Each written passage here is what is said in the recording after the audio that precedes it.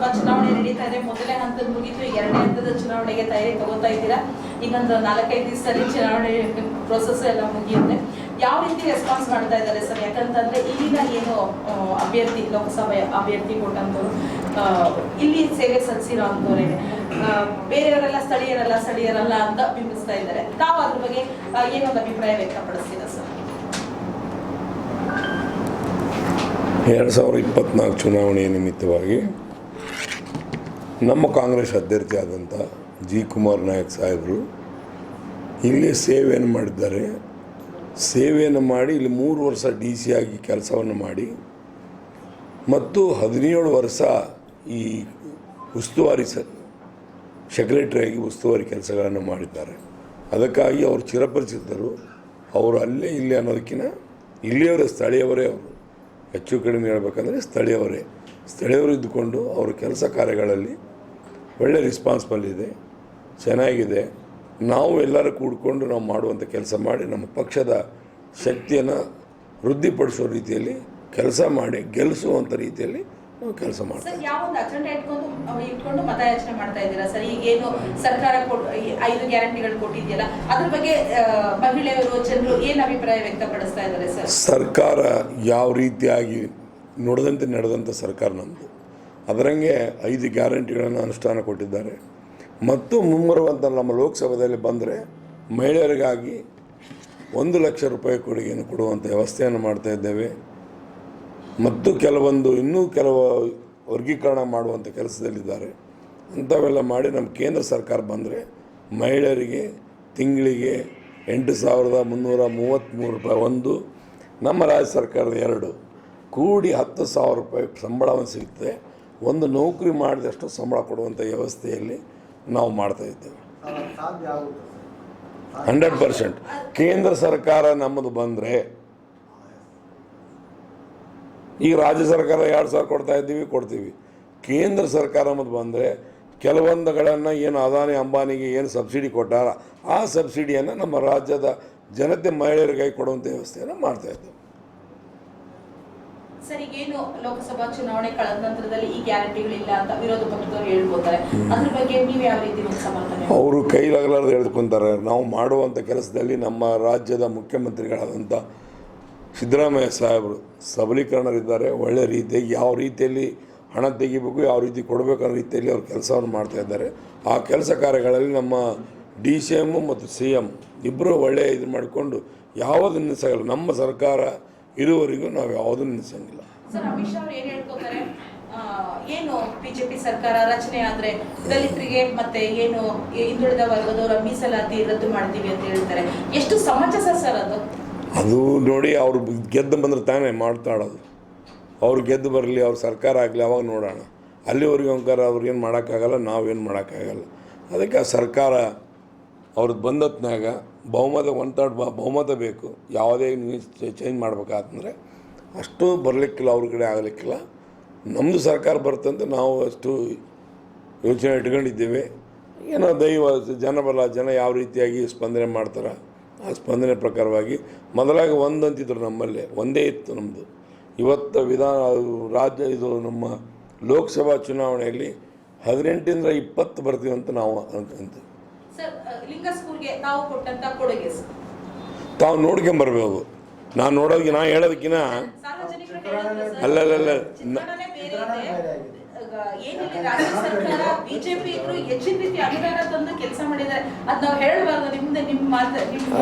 ನಾನು ಅದನ್ನು ಹೇಳ್ಬಾರ್ದು, ನಾವು ಮಾಡಿದ್ದನ್ನು ಹೇಳ್ಬಾರ್ದು. ಹೆಚ್ಚು ಕಡಿಮೆ ಏನಪ್ಪ ಅಂದರೆ, ನಾವು ನಮ್ಮ ಕ್ಷೇತ್ರದ ಜನರು ಯಾವ ರೀತಿಯಾಗಿ ನಮಗೆ ಮತವನ್ನು ಕೊಟ್ಟು ಕಳಿಸಿರ್ತಾರೆ ಅವರಿಗೆ ದ್ರೋಹ ಮಾಡಲಾರ್ದಂಗೆ ನಮ್ಮ ಸರ್ಕಾರದ ಸವಲತ್ತುಗಳು ಏನು ಸಿಗ್ತವೆ ಅದನ್ನು ತಂದು ಕೊಟ್ಟುವಂಥ ವ್ಯವಸ್ಥೆಯಲ್ಲಿ ನಾವು ಮಾಡಿದ್ದೇವೆ.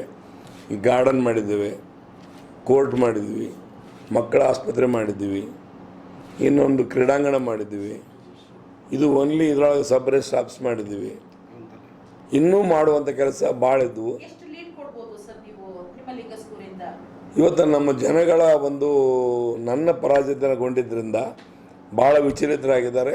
ಅದಕ್ಕಾಗಿ ನಮ್ಮ ಲೀಡ್ ಕೊಡಿ ಇಷ್ಟ ಅಂತನಾಗಲ್ಲ, ನಾನು ಏನು ಅದಕ್ಕೆ ಹೆಚ್ಚು ಲೀಡ್ ಕೊಡೋಂಥ ವ್ಯವಸ್ಥೆಯನ್ನು ಮಾಡ್ತೇವೆ. 100% ಎಲ್ಲ ಕೂಡಿಸಿ ಎಲ್ಲ ಕೂಡಿಸ್ಕೊಡೋಂಥ ವ್ಯವಸ್ಥೆಯನ್ನು ಮಾಡ್ತೀವಿ. ನೀರಾವರಿಗೆ ಯಾವ ರೀತಿ ಆದ್ಯತೆ ಕೊಟ್ಟಿದ್ದೀರಿ? ನೀರಾವರಿಗೆ ನೀವು ನೋಡ್ಕೊಂಬರ್ಬೋದು ನೀರಾವರಿಗೆ. ಆದ್ರೆ ಮಾಡಿದ್ದೇವೆ, ಅದನ್ನು ಮಾಡುವಂಥ ಕೆಲಸದಲ್ಲಿ ಕೇಸ್ ಹಾಕಿದ್ದೇವೆ. ಕೇಸ್ ತಮ್ಗೆ ಗೊತ್ತಿರ್ಬೋದು ಯಾವ ರೀತಿ ಕಾಂಟ್ರಾಕ್ಟರ್ ಮೋಸ ಮಾಡಿದ್ರು, ಯಾವ ರೀತಿಯಲ್ಲಿ ಅನ್ನೋದು. ಆ ರೀತಿಯಲ್ಲಿ ಮಾಡಿರುವಂಥದ್ದು 750 ಕೋಟಿ ಆಗೋದು 1700 ಕೋಟಿಗೆ ಎಕ್ಸ್ಟೆಂಡ್ ಮಾಡ್ಯಾರ. ಅಂಥ ವ್ಯವಸ್ಥೆಯಲ್ಲಿ ಮಾಡುವಂಥ ನಾನು ಸಿದ್ದರಾಮಯ್ಯ ಸಾಹೇಬರು ಇಬ್ಬರು ಕೂಡಿ ಪ್ರೆಸ್ ಮೀಟ್ ಮಾಡಿದ್ದೇವೆ. ಪ್ರೆಸ್ ಮೀಟ್ನಲ್ಲಿ ಪೂರಾ ಎಲ್ಲ ಇಡೀ ಜೈರಾಗಿದ್ದೆ. ಅದ್ರಂಗೆ ಮಾಡಿಕೊಂಡು ಆಗ ನೀರಾವರಿ ಕೆಲಸಗಳಿಗೆ ನಾವು ಹಾಗೆ ಆಗ್ತಿರ್ತವೆ. ನಾವು ಇವತ್ತು ಮಳೆ ಕಡಿಮೆ ಆದ್ದರಿಂದ 2 ಪೀಕ್ ಕೊಳ್ಳಾರ್ದು 1 ಪೀಕ್ ಕೊಡೋಂಥ ವ್ಯವಸ್ಥೆ ಮಾಡಿ ಕುಡಿಯೋ ನೀರಿನ ವ್ಯವಸ್ಥೆ ಇಟ್ಕೊಂಡಿವಿ. ನಮ್ಮ ತಾಲೂಕಿಗೆ ಯಾವ ತೊಂದರೆಗಳನ್ನು ಮಾಡಿಲ್ಲ. ಸರ್, ಕಡ್ಡಾಯವಾಗಿ ಮತದಾನ ಮಾಡಬೇಕು ಅಂತ 100%. ಮತದಾನದ ಬಗ್ಗೆ ಏನೊಂದು ಜಾಗೃತಿ ಮೂಡಿಸ್ತೀರಾ? ಮತದಾನ ಅನ್ನೋದು ಪ್ರಜಾಪ್ರಭುತ್ವದ ಹಬ್ಬದ ರೀತಿಯಲ್ಲಿ ಸಂಭ್ರಮಾಚರಣೆ ಮಾಡಬೇಕು. ಯಾಕಂದ್ರೆ ಬಿಸಿಲಿನ ತಾಪಮಾನ ಇರೋದ್ರಿಂದ ಮತದಾನದ ಬಗ್ಗೆ ಒಂದು ಅವೇರ್ನೆಸ್ ಮೂಡಿಸಿ ಸರ್. ಮತದಾನದ ನಮ್ಮ ಹಕ್ಕು. ಆ ಹಕ್ಕನ್ನು ಒಮ್ಮೆ ಕಳ್ಕೊಂಡ್ರೆ 5 ವರ್ಷ ತನಕ ಬರೋದಿಲ್ಲ. ಅದನ್ನು ಯಾರೂ ತಪ್ಪಲಾರ್ದಂಗೆ ಚೆನ್ನಾಗಿ ಮತವನ್ನು ಮಾಡಿ ನಿಮ್ಗೆ ಯಾರು ಕ್ಯಾಂಡಿಡೇಟ್ ಒಳ್ಳೆ ಅನ್ನಿಸ್ತಾರೆ ಅಂಥವ್ರಿಗೆ ಮಾಡಿರಿ, ಒಳ್ಳೇದು ಬೇಡ ಅಂತ ಹೇಳೋಂಗಿಲ್ಲ.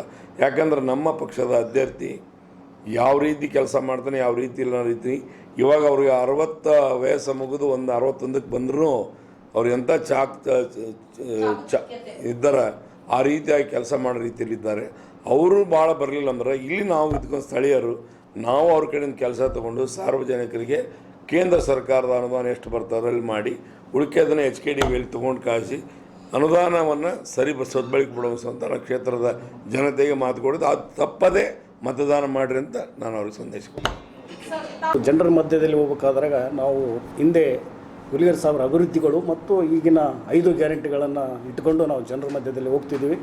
ಇವತ್ತು ಕೂಡ ಒಳ್ಳೆಯ ರೆಸ್ಪಾನ್ಸಿಬಲ್ ಇದೆ. ಇವತ್ತು ಪ್ರತಿಯೊಬ್ಬ ಮಹಿಳೆ ಕೂಡ ಏನು ಅವರಿಗೆ 2,000 ರೂಪಾಯಿ ತಲುಪ್ತಾ ಇದಲ್ಲ, ಪ್ರತಿಯೊಂದು ಸ್ಕೀಮು ಅನ್ನಭಾಗ್ಯ ಆಗಿರ್ಬೋದು, ಗೃಹ ಜಾತಿ ಆಗಿರ್ಬೋದು, ಯುವ ನಿಧಿ ಆಗಿರ್ಬೋದು, ಇವತ್ತು ಬಸ್ಸಿನ ಸೌಕರ್ಯ ಮಹಿಳೆಯರಿಗೆ ಸಿಕ್ಕಂತು ಇವೆಲ್ಲವೂ ಕೂಡ ಮಹಿಳೆಯರು ತೊಗೊಂಡು ಇವತ್ತು ಕಾಂಗ್ರೆಸ್ ಬಗ್ಗೆ ಒಲವು ಇದೆ. ಇವತ್ತು ನಮಗೆ ಲಿಂಗಸೂರಿನಲ್ಲಿ ಭಾಳಷ್ಟು ಮತಗಳ ಲೀಡು ಕೂಡ ಬರ್ತದೆ. ಇವತ್ತು ನಮ್ಮ ಅಭ್ಯರ್ಥಿ ಗೆಲ್ತಾನಂತ ನಾನು ಹೇಳ್ತೀನಿ. ಸರ್, ಕರ್ನಾಟಕದಲ್ಲಿ ಎಷ್ಟು ಸೀಟ್ ಗೆಲ್ಬೋದು ಸರ್? ಯಾಕಂತಂದ್ರೆ ಕಳೆದ ಬಾರಿ ಒಂದೇ ಇದ್ದಿದ್ದು, ಈಗಾಗಲೇ ಹೇಳ್ಕೊಂಡ್ರು ಹುಲಿಗೇರಿ ಸಾಹೇಬ್ರು. ಕಳೆದ ಬಾರಿ ಒಂದೇ ಸೀಟ್ ಗೆದ್ದಿದ್ದು, ಈ ಸರಿ 18ರಿಂದ 20 ಮೇಡಮ್ ಖಂಡಿತ 20 ಅಂತೂ ಬರೋದು ಗ್ಯಾರಂಟಿ. ಯಾಕಂದ್ರೆ ನಾವು ಗ್ಯಾರಂಟಿಯಿಂದನೇ ಗ್ಯಾರಂಟಿಯಾಗಿ ಹೇಳಬೇಕಾಗುತ್ತೆ. ಇವತ್ತು 20 ಸೀಟ್ ಅಂತೂ ಬಂದೇ ಬರ್ತದೆ. ಸರ್, ಈಗಾಗಲೇ ಬೇರೆ ಮಧ್ಯಪ್ರದೇಶ ಆಗಲಿ ಗುಜರಾತಲ್ಲಿ ಬಿಜೆಪಿ ವಿರೋಧವಾಗಿ ಆಯ್ಕೆ ಆಗಿರೋದಕ್ಕೆ ನಾವು ಗೆಲುವಿನ ಹಾದಿಯಾಗಿದ್ದೀವಿ. ನಮ್ದು ಇದು ವಿಜಯೋತ್ಸವ ಅಂತ 2 ಸೀಟಲ್ಲೇ ಸಂಭ್ರಮಾಚರಣೆ ಮಾಡ್ತಾ ಇದ್ದಾರೆ. ಅದ್ರ ಬಗ್ಗೆ ತಾವೇನು ಮೇಡಮ್ ಇವತ್ತು ನೋಡ್ತಿದ್ದಾರೆ ಬರೀ BJP ಸುಳ್ಳು. ಯಾವತ್ತು ಅವರು ಏನೋ ಆಗಿರ್ಬೋದು, ಅದರಿಂದನೇ ಗೆಲ್ತವೆ ಅನ್ನೋದು ಸುಳ್ಳು. ಯಾಕಂದರೆ ಸುಳ್ಳು ಭರವಸೆಯಿಂದನೇ ಇವತ್ತು BJP ಪ್ರತಿಯೊಂದಕ್ಕೆ ಏನೋ ಒಂದು ವಸ್ತು ಇದ್ದರೂ ಕೂಡ ಅದಕ್ಕೆ 10 ಬಾರಿ ಹೇಳಿ ಅದನ್ನು ಸರಿಪಡಿಸೋಂಥ ಕೆಲಸ ಮಾಡ್ತಾರೆ. ಅದು ಯಾವುದೂ ಕೂಡ ಕೆಲಸ ಆಗಲ್ಲ. ನಮ್ಮಲ್ಲಿ ರಾಹುಲ್ ಗಾಂಧಿಯವರ ಅವರು ಪಾದಯಾತ್ರೆ ಸುಮಾರು 4,000 ಕಿಲೋಮೀಟ್ರ್ ಇವತ್ತು ಓಡಾಡಿ ಜನರ ಒಂದು ಸಂಪರ್ಕವನ್ನು ಇಟ್ಕೊಂಡು ಇವತ್ತು ಅವ್ರ ಬಗ್ಗೆ ಅನುಕಂಪ ಇದೆ. ಹೀಗಾಗಿ ದೇಶದಲ್ಲೇ ಕಾಂಗ್ರೆಸ್ ಸರ್ಕಾರ ಆಗುತ್ತಂತ ನಾನು ಖಂಡಿತವಾಗಿ ಭಾರತ್ ಜೋಡೋ ಯಾತ್ರೆ ಮಾಡಿದಂಥ ಸಂದರ್ಭದಲ್ಲಿ ಉಳುವವನೇ ಭೂಮಿಯ ಒಡೆಯ ಅನ್ನೋ ರೀತಿಯಲ್ಲಿ ಇಂದಿರಾ ಗಾಂಧಿ ಅವರು ಏನು ರೈತರಿಗೆ ಭೂಮಿಗಳ ಹಂಚಿಕೆ ಮಾಡಿದ್ದು, ಅದೇ ಭೂಮಿನಲ್ಲಿ ಬೆಳೆದು ತಗೊಂಬಂದಂಥ ಜೋಳ ಅದೆಲ್ಲ ಕೊಡುಗೆಯಾಗಿ ಕೊಟ್ಟರು ರೈತರಿಗೆ. ಅದ್ರ ಬಗ್ಗೆ ಏನು ಹೇಳ್ತೀರಾ ಮೇಡಮ್? ನಾವು ಕೂಡ ಇವತ್ತು ಕ್ಷೇತ್ರದಲ್ಲಿ ಹೋದಾಗ ಇಂದಿರಾ ಗಾಂಧಿಯವರು ಹಿಂದಕ್ಕಿದ್ದಾಗ ಉಳುವನೆ ಒಡೆಯ ಅನ್ನೋಂಥ ನಾವು ಕೂಡ ಅದು ಪ್ರಚಾರದಲ್ಲಿ ಹೇಳ್ತಿದ್ವಿ. ಇವತ್ತು ಕಾಂಗ್ರೆಸ್ನವರು ಯಾವ ಥರ ಸರ್ಕಾರ ಮಾಡ್ಕೊಂಬಂದಿದ್ದಾರೆ, ಇವತ್ತು ಹಿಂದೆ ಕಾಂಗ್ರೆಸ್ ಸರ್ಕಾರ ಏನು ಕೊಡುಗೆ ಕೊಟ್ಟಿದೆ ಅನ್ನೋದು ಜನಕ್ಕೆ ಗೊತ್ತಿದೆ. ಹೀಗಾಗಿ ಕಾಂಗ್ರೆಸ್ ಸರ್ಕಾರದ ಬಗ್ಗೆ ಗೌರವ ಇದೆ. BJP ಬಗ್ಗೆ ಒಲವು ಕಡಿಮೆ ಆಗಿದೆ. ಇವತ್ತು ಕಾಂಗ್ರೆಸ್ ಪಕ್ಷಕ್ಕೆ ಬಹುಮತ ಬರುತ್ತಂತ ನಾನು ಹೇಳ್ತೀನಿ. ಸರ್, ಏನೀಗ ಸಾಮಾಜಿಕ ಜಾಲತಾಣ ಮತ್ತೆ ಪತ್ರಿಕಾ ಮಾಧ್ಯಮದಲ್ಲಿ ಮೋದಿಜಿಯವರು ಚೊಂಬ್ ಕೊಟ್ರು ಅಂತಾರೆ, ಕಾಂಗ್ರೆಸ್ ಅವರು ಚಿಪ್ ಕೊಟ್ರು ಅಂತ ಅಂತಾರೆ. ಹೇಗೆ ಸರ್ ಈ ಜಂಜಾಟಗಳು? ಮೇಡಮ್ ಅದು ನಿಮ್ಗೆ ಗೊತ್ತಿದೆ. ಇವತ್ತು ಚಂಬು ಅನ್ನೋದು ನಿಜವಾಗ್ಲೂ ಅವರು ಚಂಬು ಕೊಟ್ಟಂಗೆ ನಮ್ಮ ಎಲ್ಲ ಜನಕ್ಕೆ. ಇವತ್ತು ಅದಾನಿ ಅಂಬಾನಿ ಅವರಿಗಂತೂ 1,00,000 ಕೋಟಿ ಮನ್ನಾ ಮಾಡ್ತಾರೆ. ನಮ್ಮ ರೈತರಿಗೆ ಏನು ಕೊಟ್ಟಿದ್ದಾರೆ ಇವತ್ತು? ಹೀಗಾಗಿ ಅದು ಖಾಲಿ ಚಂಬೆ. ಅದಕ್ಕೂ ಇವತ್ತು ನಮ್ಮ ಯಾರು ಹೇಳಿದರು ಅದು ಚಂಬಲ್ಲ, ಅದಕ್ಕೆ ತೂತಾಕಿ ನೀರು ಸೋರುವಂಥ ಚಂಬು ಕೊಡ್ಬೇಕಂತ ಹೇಳಿದ್ದು ನಿಜ. ಬರಹ ಪರಿಹಾರನ ಸುಪ್ರೀಂ ಕೋರ್ಟ್ ಇಂದ ಚೀಮಾರಿ ಹಾಕ್ಸ್ಕೊಂಡು ಕೊಡ್ಬೇಕು, ಅದು ಫುಲ್ಫಿಲ್ ಆಗಲಿಲ್ಲ ಸರ್. ಇವತ್ತು ಮೇಡಮ್ ಅವರೇ, ಇವತ್ತು ನಮ್ಮ ಸಿದ್ದರಾಮಯ್ಯ ಸಾಹೇಬರು ತಮ್ಮ ಹೋರಾಟದ ಮೂಲಕ ತೊಗೊಂಡ್ರ ಹೊರತಾಗಿ ಅವರೇನು ಒಂದು ಬರ ಪರಿಹಾರ ಕೊಡಲಿಲ್ಲ. ಇವತ್ತು ನಮ್ಮ GST ಭಾಳಷ್ಟು ಕೊಡಬೇಕಾಗಿತ್ತು.